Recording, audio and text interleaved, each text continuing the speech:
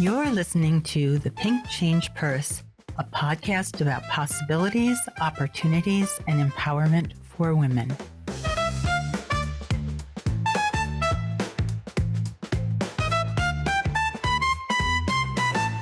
Hello, I'm Carol White Llewellyn, the host and producer of The Pink Change Purse, and this is our inaugural episode. I am so excited to do an episode on women in dance, and my guests today are Natalie Rogers-Cropper from Garth Fagan Dance and Heather Stevenson from Push Physical Theater. Ladies, I'd like to start, if you could, Natalie, introduce yourself and tell us a little bit about your background. Right. I'm now the executive director for Garth Fagan Dance. I joined the company as a dancer in 1989 and have never left. So within that time period, I became a principal female dancer, won a Bessie Award, and became one of Garth Fagan's assistants, not only in his own company to help him teach choreography to the other dancers, but also for any projects outside of the company, such as The Lion King and pieces we did on the Alvin Ailey American Dance Theater, the Limon Dance Company. I was one of the assistants to help him. So that kind of launched me into the leadership roles quite early, but also had to maintain a certain level of artistry throughout all of that. So that's an interesting journey for me, but that's where I am now. And how about you, Heather? How did you get started in your career? Well, I'll speak at least on the Push end of things. We established Push, and by we, I mean my husband and I established Push here in Rochester, New York in the year 2000. And we got married in 1993. And as we started our career together, we realized that we probably would be in different shows and having different schedules.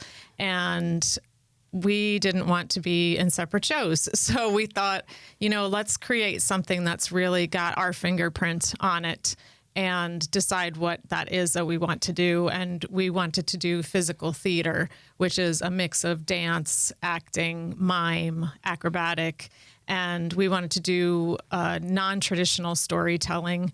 And we thought Rochester would be a great place to land. And of course, establishing something yourself, you take on that leadership role right away. So I'm the co-artistic director of Push Physical Theater, founder, and now I'm the artistic director, and my husband's the managing director. Great. Yeah. I noticed in Hyde, I could really see that crossover of theater and dance and movement and acrobatics. That was amazing. I think that's why we wanted to establish our own thing as well, because we said, let's put it under the umbrella of physical theater, and that is a broad umbrella of what you can make that, and we could make it kind of our own thing. And so now we have techniques that we call push techniques, which is really exciting after 24 years. Congratulations. Yeah, thank you. So for both of you, I'd like to know, what inspired you to follow your profession, and what obstacles have you encountered in your career? Natalie, would you like to start? I think as a young child, I was very hyperactive and I tried to do gymnastics on the couch and on the swing. And rather than give my mother more and more heart attacks, she sent me to dance. And it was at the time ballet training in my country of origin, which is Trinidad and Tobago. And then at 12 years old, an exceptional teacher in the Graham technique came back to Trinidad. She was a Trinidadian and began Graham classes. And that's when I knew that I would be a modern dancer. There was no question. This was the expressiveness that I had felt spoke to me. So I studied that. I studied jazz. I studied Afro-Caribbean, everything that the island could offer, and finally decided I wanted a career in it. My parents were the typical upper middle class, dance is not a career, all of that. So I think, though, that they realized once they saw me on stage repeatedly at a certain level, they kind of came on board when I said, I have to dance. Mm-hmm. But their deal was, you cannot go through a dance career without a degree. You have to go to college. That's just a given. So I said, here's the Juilliard School. it's a very prestigious, and they went, well, as long as it's a degree, we don't care what you do. They had no idea how at a high level the Juilliard School was. But then having gotten in, I woke up and realized what there was out there. And I discovered a lot during those 4 years of how I love to move. And I couldn't find a company that really spoke to me that way. I danced with a lot of people. I think I summed up the other day, 15 different companies. Wow. Because I wanted to dance and I wanted to explore and I wanted to make it my life. I didn't want to wait tables or do anything other than that. So I would have 3 rehearsals a day with 3 different companies, and that paid my rent. Or I would do personal training in a gym, so it's still physical. Or I would work in a health food store because I wanted to learn about health and vitamins, and which I did. I was very well mentored. So only things I was interested in, because I didn't want anything to jeopardize my journey as a dancer, first of all. So with that being said, I left New York kind of disillusioned. I didn't see the company that I felt I would give so much sacrifice. And dancers sacrifice a whole lot, their bodies, their time, their families, to do their craft. So I didn't see the worth of it, and left and went to live and have a good time partying down with my sister in Houston, Texas, until Garth Fagan came and performed there. And I went, uh-oh, time to go. So that was a wake-up call right there. And that's how I got in the company. That gives me chills just listening to that story. That, hadn't they not performed there, what would have become of your dance? Exactly. I would have not been a dancer anymore, because I was like, I'm not doing this anymore. I was doing freelancing, teaching, choreographing here and there. I was still in it, but not the part that is my heart and soul was not there. And I just was resigned to that fact. And until I saw Garth, and he said, why don't you come to Rochester, after a conversation backstage now? And I said, yes, I'd love to study with you. I had no intention of getting in the company. I just wanted to learn, because this was the movement that I felt I was born to do. So I came to Rochester. I packed everything up in a little car. I never forgot that. Honda Civic hatchback with a cat, and drove to Rochester. And with the little money I had, I said, okay, I got to get a job. And I said, I'll do anything. I'll wait tables, whatever I have to do. And he looked at me and said, no, you won't have to wait tables. And I kind of got confused. And next thing I knew, I was on a plane to Italy. And I realized he had put me in the company, and I didn't know that I was in the company. I just kind of doing rehearsals and feeling very honored that he would allow this. And no, he just said, no, you're coming with us. And that was my journey. I had no plans to be a professional dancer anymore. I just felt driven to study this work, and yes, perform it would be wonderful, but my soul was saying, you need this for you. So I danced for myself. I just wanted to make sure that I was fully enriched, and lo and behold, you have a job now. So that was the plus on that one. So wow, that's what the a story. How about you, Heather? Oh my gosh, I'm so excited by what you said. I just want to riff off of what you said. I got to think of my own story now. So I'll do what you did and just say, as a child, from very young, I had 3 things I wanted to do that I wrote down in my little journal. And in this order, it was, I wanted to be a mother, a dancer, and a teacher. And I'll be 54 this week, and I feel like I've accomplished all of that, You have. which is exciting. Awesome. So I knew from very young as well that was the way that I moved through the world, was through movement, very kinetic. I had learning disabilities that were not diagnosed until I was 35. Oh, my goodness. So that was about 20 years ago. And at the time, there just wasn't that extra help for kids. So I was constantly struggling. And I can remember getting my report card at the end of every year, and you're just looking for that pass sign, like if I could just pass that next class. And I did every year. I wanted to drop out in my senior year and had that like in a plan to drop out of school. And this is a really cool story. My principal of the school recognized that I wanted to drop out. And he was also the coach of the basketball team, which I was on. And he had an open door policy for me that I could come into his office anytime and just chat. So like I could just leave the class if I was feeling frustrated and come in and talk to him, and he would drop everything to chat with me. And he said, what would keep you in school to finish your, to get your diploma? And I said, well, you know, there's no dance club here. There's no dance team. Like I go to studios after school, but I that would be really cool. So he had me start a dance club, and the drama teacher of the school took that on, like to mentor me in that role. And a bunch of my friends came out immediately, and we started this dance club. And so that's kind of what carried me through to graduation. And I think that story is probably like my life. That's what keeps me moving, is movement and seeing that I'm not great with words, which you may see today, but the way that I speak to people, or the way that I feel like I have a voice, is through performance. And I recognized maybe 15 years or so, somebody asked me about performing, and I said, well, it's really interesting because when I'm on stage, especially maybe in a solo moment, nobody's interrupting me.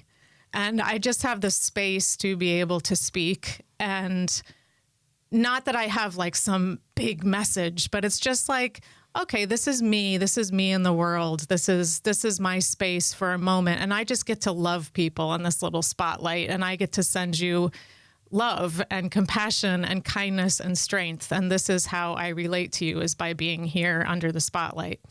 So that was something that I just thought this is my way through the world. This is what I have to do.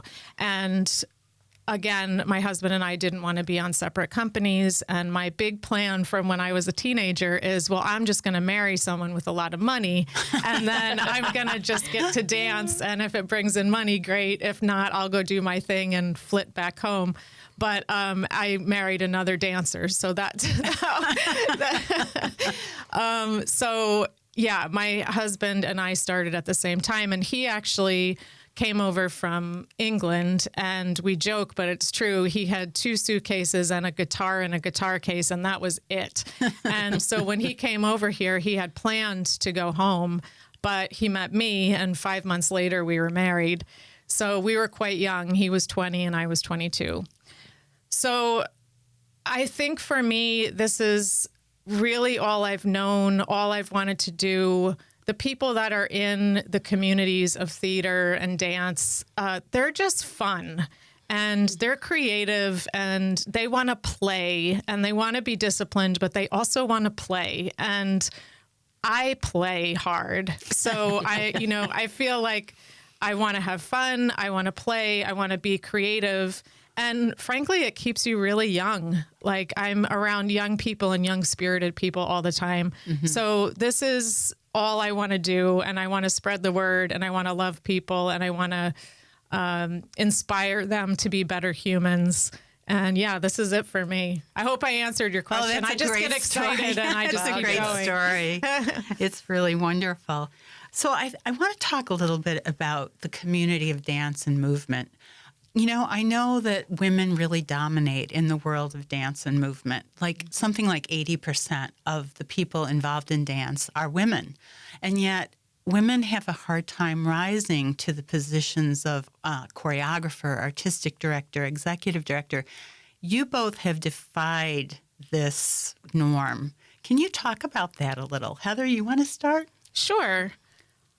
There definitely are differences between a man running the show and a woman running the show that I've had to navigate. And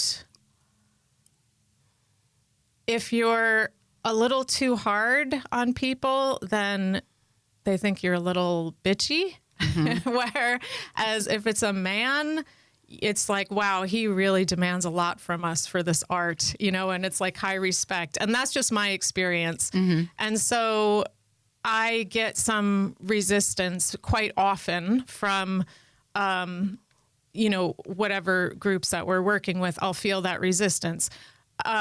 Unless they have just been completely wowed by a push show they have seen, and I've been particularly in it, then they're like, oh, okay, if they're new to me, then that will be a little bit different. The more that people get to know me and I try to go, okay, this is what we need to do. I'll feel that resistance. And whether they know that that's happening or not, it's there. And so feeling my way of like understanding it for the good of everyone, the audience especially, because this isn't like therapy for us on stage. This is a message for the audience. I have to realize that everyone I'm with is not going to be my best friend. I am not going to have the relationship with the cast as the director, and as a female director, I'm not going to have the relationship with the cast that the cast has with the cast. I have to find my friendships, almost my deep friendships, on the outside of my company, and women that understand me and respect me, and I can say this is what I'm going through. But I can't do that within the team. I can see that sometimes the men can do that. They can almost have this double like friendships in and also be the director. And then I have an interesting time navigating how can I get this work done, respect all these people, help them to know that I love them, but ultimately this is for the audience, and I can't be seeking my friendships within the teams necessarily for the greater good. Does that make sense? It does. Yeah. Thank you. Yeah. Interesting. Natalie. Yeah, in total agreement with you there, Heather. I think my journey was different. When you're like Heather and you founded something, and I noticed that a lot of female choreographers and directors actually founded their own company or their own thing. There's a woman now, one of the very few women Broadway choreographers who started her company. And I looked at that and said, why is she the only one? And then when Julie Taymor did The Lion King, I found out that she was the first female director nominated and winning a Tony. I thought that was remarkable in a field that is so dominated by so many women. But maybe that's the problem. It's not a problem. It's just the issue. If you have 80% women in any field, you're talking about serious competition. You're talking about trying to scramble to get to the top, while men immediately get thrown into positions of leadership, solos, principals, because there's so few. So, of course, that's developed very early and very quickly, while the women are so busy trying to navigate their careers and get to the principal roles and so on that it becomes a distraction.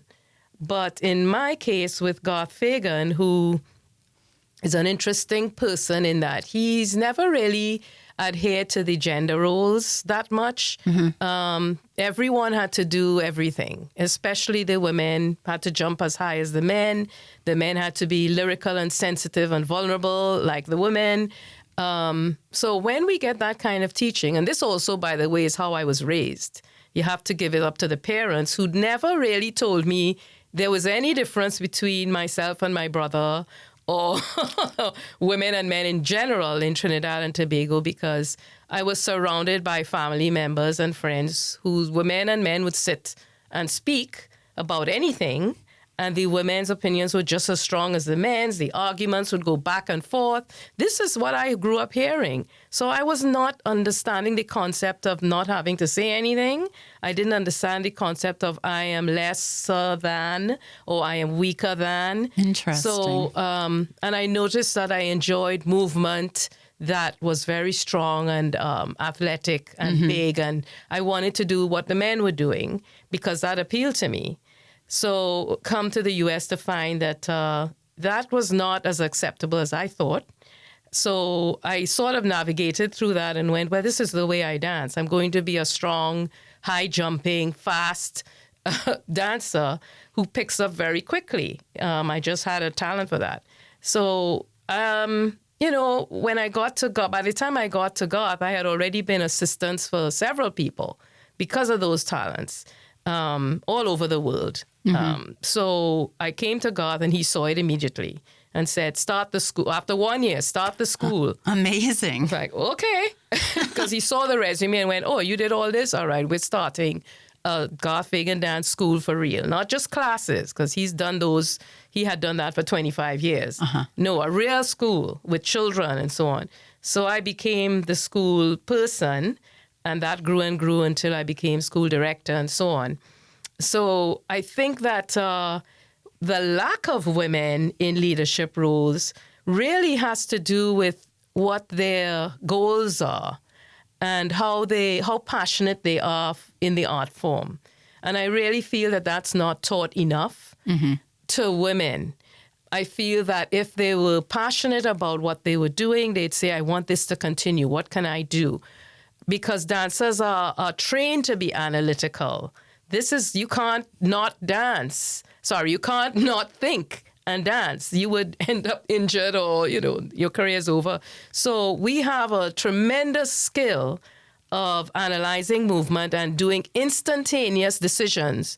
That kind of brain work is what we would need in the dance world. But like I said, if it's not nurtured and you don't see yourself there, or you're not driven to create, then you won't get what the men are doing. The men are driven to create because there's so few of them. So they have that space to actually develop that. No one else is doing what they're doing. Their colleagues aren't. While in our world, you can find dancers, female dancers everywhere. So I'm part of a huge group, so I'll just keep dancing and not have to worry about how my brain is going to function outside of that. And that's just speculation on my part, just from however many years I've been in this.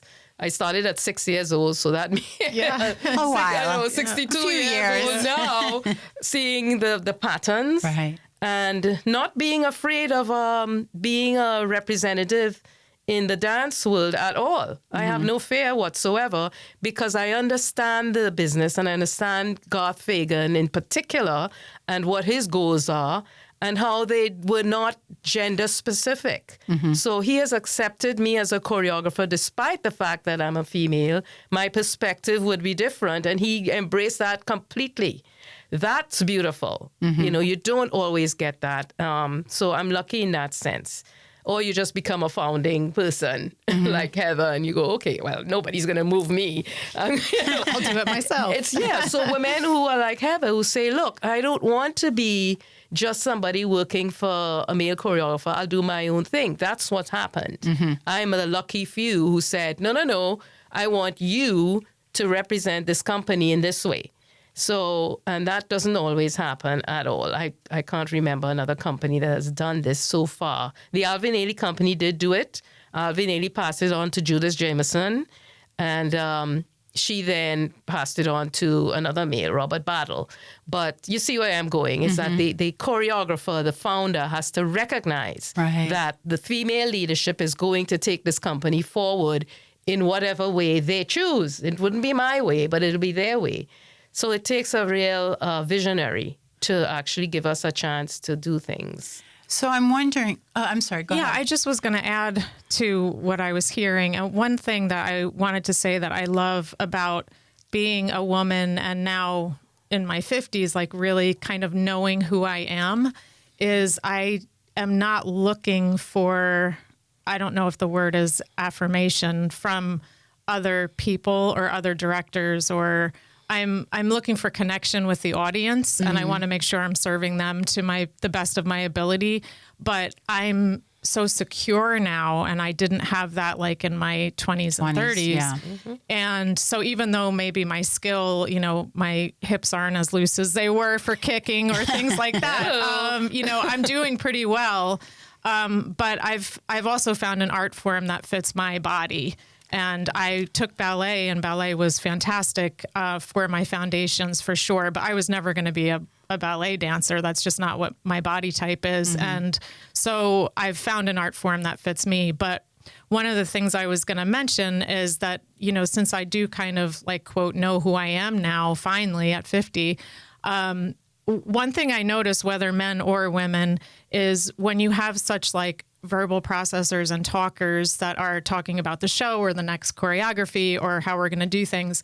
I think when you're a quieter person and you're observant and you're focused, that when you do have something to say, or that I always think, is this worth saying?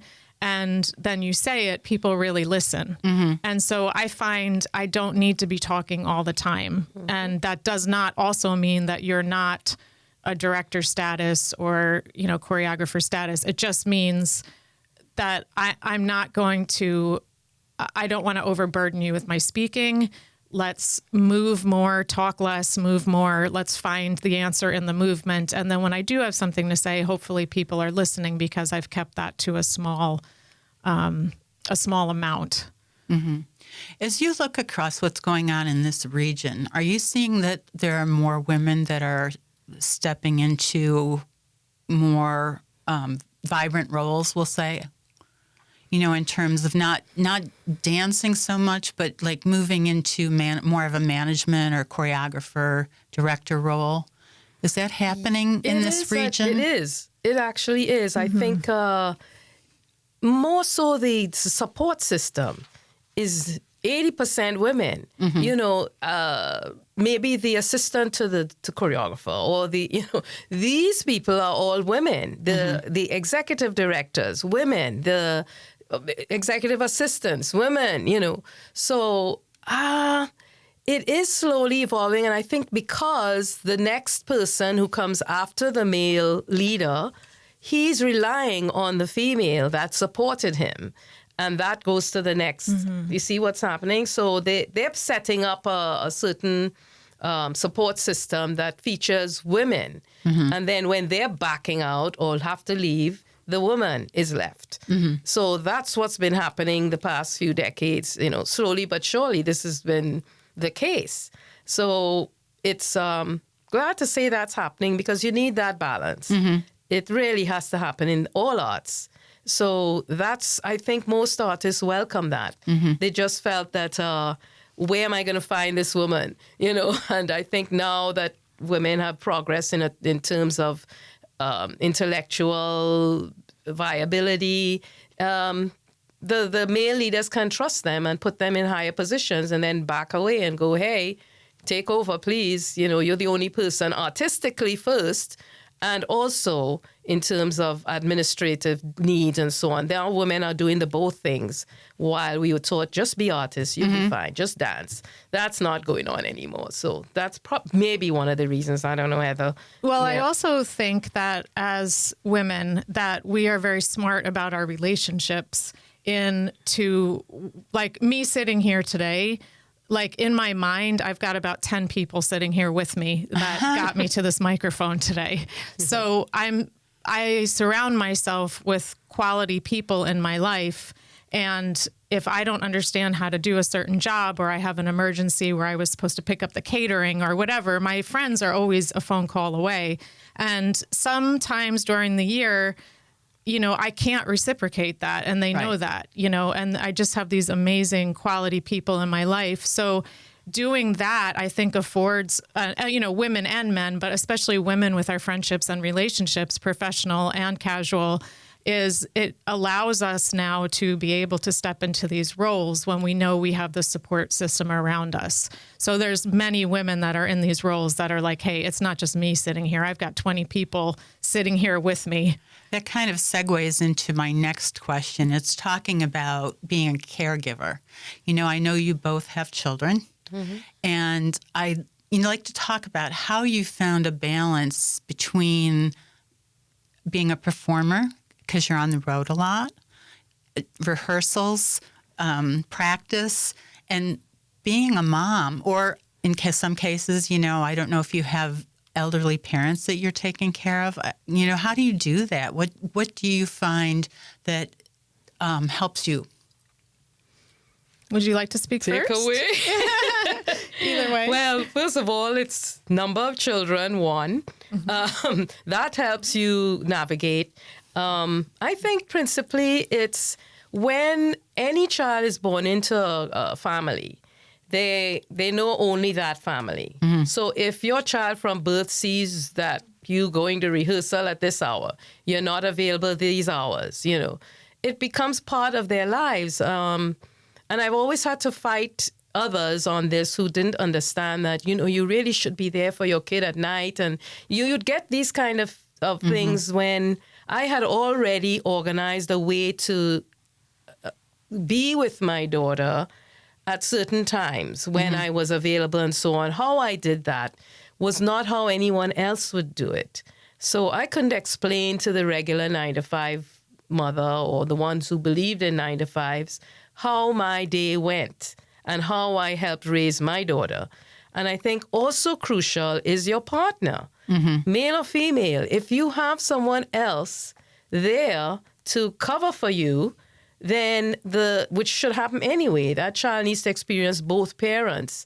So that, having a husband who's like, do whatever you got to do, and I'll do whatever I have to do. We were a team, and we still are.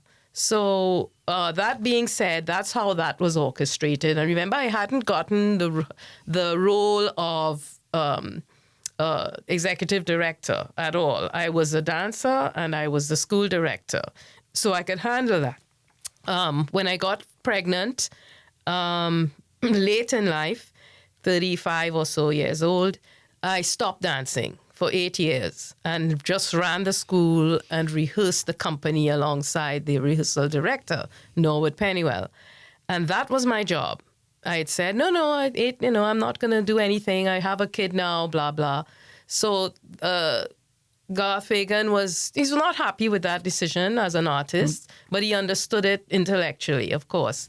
So after 8 years and my daughter was 8, I realized she did not need me as much as I thought, and I came back to dance at 50. So, and just sort of took over. I sort of took off where I left. I did not realize that I could do that. I had thought after 8 years there was not going to be any dancing that could really call it dancing. I was completely wrong. So it was an aha moment for me. And I was able to now share with elder dancers, more mature dancers, you can dance at 50 and up if you can just apply yourself. And these are the things that I did to get to a certain level. And I came back at a high level. So that was a growing moment for me. Now, in terms of the motherhood thing, as she's getting older, she sees me on stage. She understands that this is a passion. She could see it in her young years. And as she became a teenager, she saw it more and more and understood. And I asked her point blank, do you mind if I'm not here at nights? Because I'm getting feedback from family members. And she said, no. She point blank said no. She's probably really proud of you. She's proud. She understands, I think, a little bit of the artistry of what I'm doing and how important it is, not just for me, but for the world. She's not looking at just me, because I can't dance for just me anymore. I have to do, like Heather says, you have to give the love to all. If you're a generous person inherently, you become a better artist. If you get rid of all those distractions and all those feelings that I am only this, then you can't really create that well. And I learned that from Garth. So your art sings through you. Yeah, exactly. And I think she saw that. So thank goodness. Now she's in college. Hey, I'm free to be executive director, except, for the occasional phone call crying, I missed my test or whatever. So it's not as bad. So I now have the time to be really dedicated to the leadership. Heather, how about you? I know when you and I were talking, you mentioned about the opportunities your sons had because you were performers. Yes. So our sons are now 29 and 30, and I have a granddaughter now. I have to say I have absolutely no regrets of my children growing up in this lifestyle. They had so many experiences. They met so many cool artists on the road. we'd end up in different cities. It just was a really great time. And during elementary and middle school, we really were able to, as much as we could. Darren, my husband, traveled on his own sometimes, and so I wouldn't do those shows so that I was home with the kids. But even when he left, we were also excited because I had this whole system of things we did. Like at the time, we would move the TV into my bedroom, and one of them they were getting bigger. So one of them got to sleep in the bed with me, and one would sleep on a sleeping bag on the floor. And then the next night they got to switch, and we had breakfast in bed. And, it was like those kind of experiences that they could rely on. So they knew it was going to be chaotic, but it was fun chaos, Controlled chaos. Yeah, controlled chaos.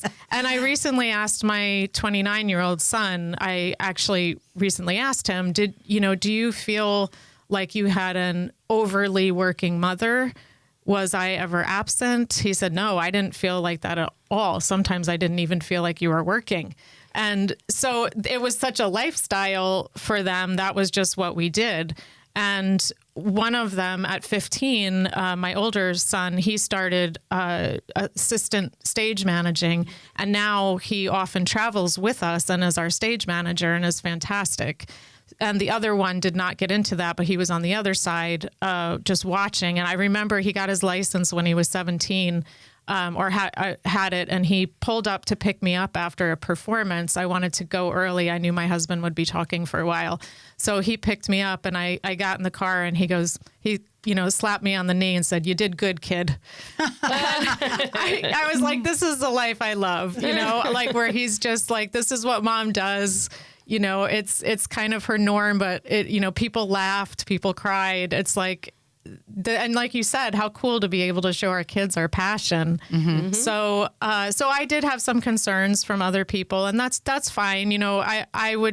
I'm glad that people would raise the concern, but I was always able to say they're having a ball. Mm-hmm. And then by the time later middle school and high school came, where they didn't want to leave school and they wanted to stay because they had all their things going on.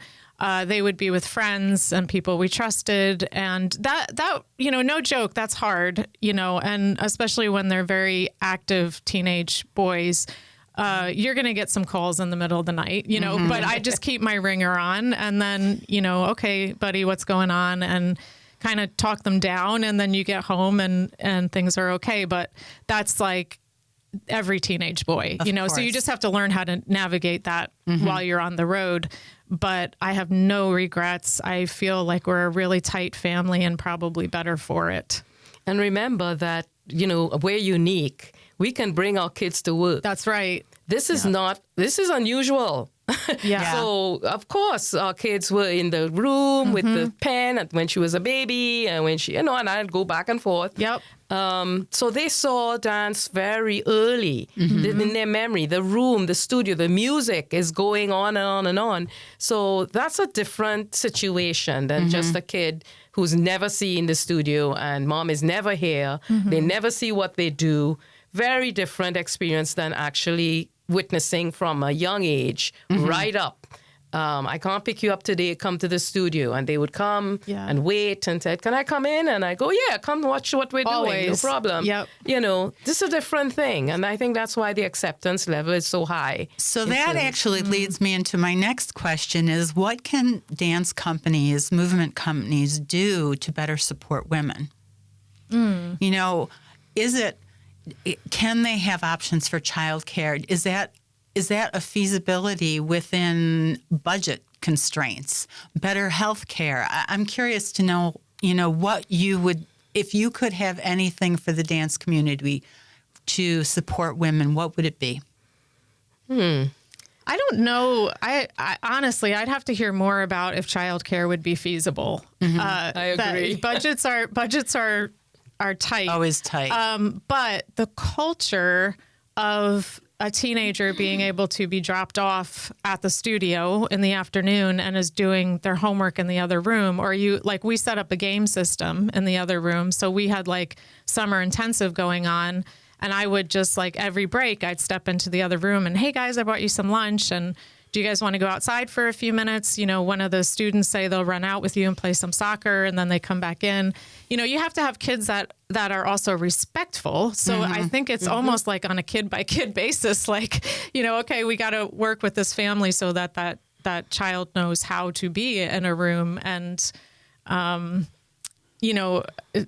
not be too much of a distraction, if that makes sense. But they're always welcome, and they're part of the culture, I think, that we created, because we weren't the only one with children. We had the playpen in the, we had another family that had the playpen in the studio when they, childcare fell through, or they just couldn't get it that day, and they would bring them, and, mom would have to jump out and nurse, and that's when we take our break. I mean, it is pretty cool that there are companies that set that up. So I'm so glad to hear that was your experience. Oh, yeah. And I would say that's something mine, like others could do. There were 3 or 4 other mothers. There was a father. Yeah. Especially because many places, dance or theater does not pay well. So you probably can't afford childcare. Right. And if you can't afford it, then you can't dance on that show. Right. And so if we can create a culture where it's something that we can talk about and may be able to work in twice a week to bring your child, I think that would be a step forward for more companies to allow that. Mm-hmm. Yeah, it's difficult for us in terms of Garth Fagan dance because of the intensity of the concentration needed to do this kind of work and to do those classes. So any distractions, including your children, this is why I stopped dancing for 8 years. I knew that I couldn't have a baby in the room and try to actually learn and do a performing and get ready for a show, that kind of thing. I knew that. And it's not any different. So if we were to, for example, the thing that I would do is to increase their salaries. Get dancers, the female dancers especially, but any dancers, raise their salaries to what is competitively out there, and that salary supports their childcare. But if you try to set up, all we can do now is what we're doing. Bring the kid if you have no other option. Right. But you could see that it distracts the dancer. You could see that they have to run out the room because mommy, blah, blah, or daddy, blah, blah. So it disrupts the whole process. And sad to say, it's a disruption that, happens. So we try as much as possible to support the dancers that way. But absolutely, the arts are suffering because of the low salaries that dancers get. And that is really hurting your ability to say, I want to start a family. Most dancers say, absolutely not. I couldn't afford it in a million years, So it's keeping them, like I said, I got a baby at 35. It's making them have children as late as possible because they want to dance and they want to perform, and there's no support system for them, and they feel that it will distract from what they're doing. So it is kind of a problem, That kind of, you keep commenting on things that lead into my next question, Natalie. No, it's good. Next. No, I was going to ask you, if you had a daughter or a niece who is interested in going into dance, like one of my big concerns for performers in general, artists in general, is a lack of financial stability and, lower salaries, quite honestly. And I'm wondering if you had a niece or a daughter who is going into dance, what would you recommend her to do to try to set herself up to have a more stable retirement? Well, yeah.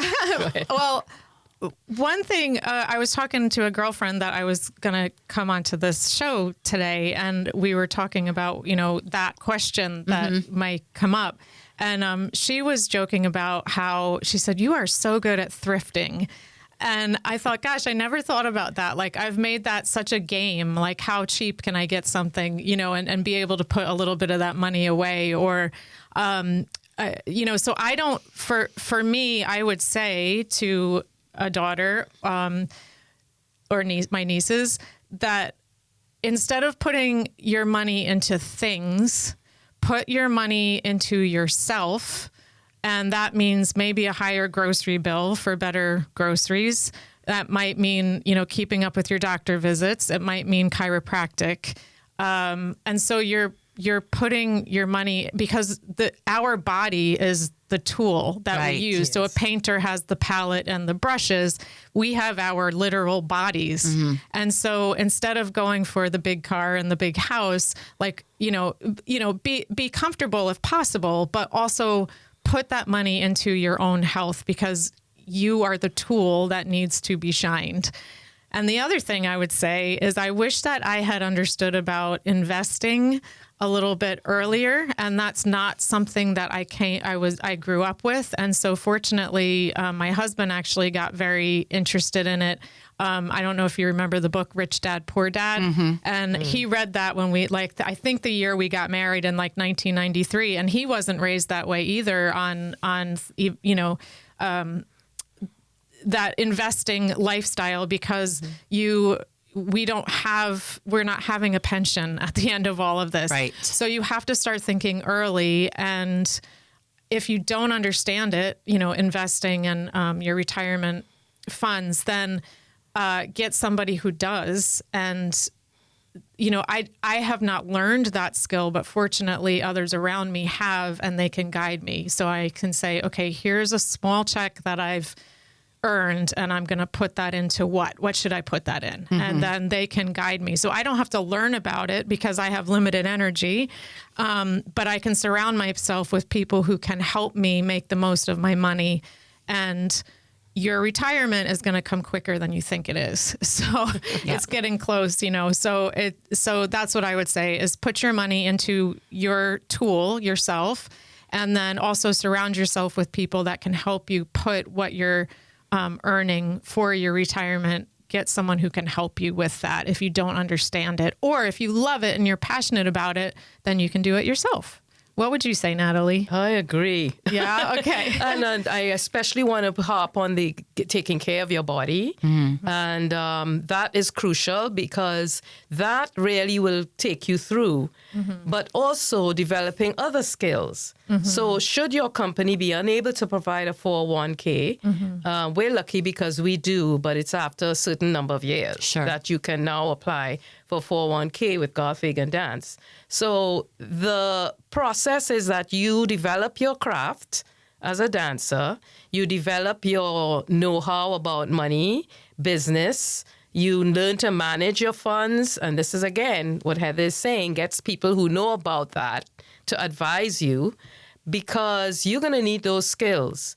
Like it's happened to both of us. You're going to be a dancer, but what skills you're developing is, how do I manage my money? How do I pay my rent? Where does this check go? And like Heather said, and when I was starting out, all of my funds went to health. Rent. Health. No, health. Yeah, discretionary funds, I should say. Okay. So I went to the health food store and organic only. This is 3 times the price of a regular apple. I felt that was money well spent, because I was trying to keep my body clean and ready for a very grueling career. So that is crucial right there in terms of survival and in terms of dancing for as long as possible. Then also transitioning into another role that will give you a retirement. So you can go into arts administration somewhere else. You can go into something that's related to the arts in terms of a company that does provide a 401k. So you have options instead of just trying to dance till you die and ending up with nothing. These days, that's just not intelligent. You have to develop more skills. So these dancers that I see growing, becoming stars. Some of them have master's degrees now. And you're going, oh, that's so intelligent, because they know what comes after. When I retire, what happens? What'll I do? And I don't have a 401k. So the master's degree will get me in the door in any college as a teacher, and I will have full benefits. So this is how you have to think beyond your dance career, you see? I feel like we could be talking another 2 hours, but unfortunately we're running out of time. So as a final question, I'd like to ask you both, as you look at the future of dance and movement, what is the role of innovation in determining the success within your industry, and particularly for women? I think that, like I said earlier, the female perspective, depending on how what your life has been like, we are structured a certain way. So our experience with motherhood, first of all, and I want to mention this very strongly, is that after I came back from being a mother, my performing acumen increased, I thought, way higher than when before I was a mother.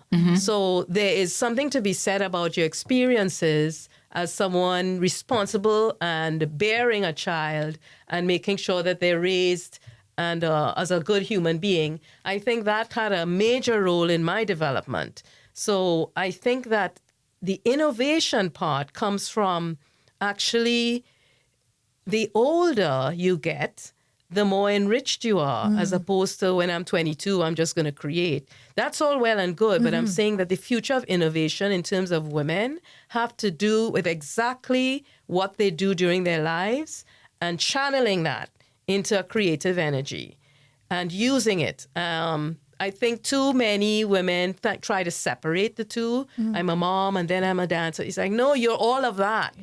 And everything you do is what you create with. So you have to embrace that. And it enriches what you're giving out. Yeah, that's right. You can spend time on your creative energy. Yes, things are going to come into your brain, but you kind of dispense it and just accept the fact that you are changed because of your motherhood, your wifehood, whatever it is, has developed you into this human being, and you use those forces to create something new. And you have an experience with movement. That's why I said the older you are, I think the more creative you can become because of your experiences and because you have such a long career in movement, the technical base which you're using. Like Heather says, we're not the painter and the sculptor. We are your body. So you have to make sure that's in tune and that your brain has experienced all these things. There's dances that we can't give to a 24-year-old in our company. We could, but it's not going to actually work as well as if you had given it to a 34-year-old. Purposely. That was part of our mission, is to make sure the maturity is there. So the future of innovation really lies in people accepting the fact that the more you learn, the greater you'll be. That's my view. Not everybody's view. It's just my humble opinion. So stick it out is what I am saying, as long as possible. Yeah. And for me, again, it sounds, we're similar in our answers. I think there's, a simple concept that Push has is, we say everyone has a story to tell. So whether it's the performer or the audience or someone you're sitting with at lunch, we all have these stories inside of us, and they're very different. And some are very similar. And so those connecting points that we have together when you're in a studio and, that idea of innovation is letting all of those experiences inform what you would like to share, or, be it a different story or be it something that, everyone's experienced this. This connects us as human beings.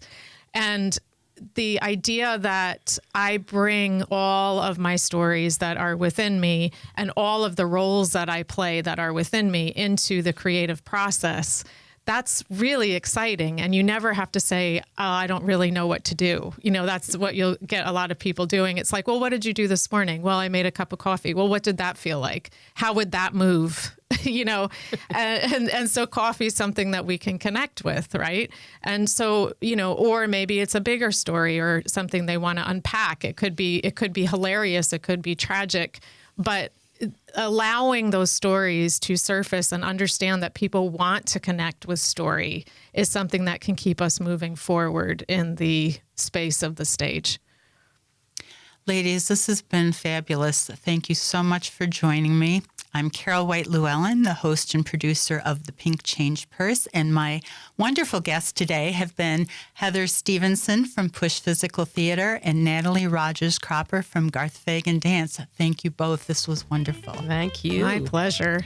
Thank you for listening to The Pink Change Purse.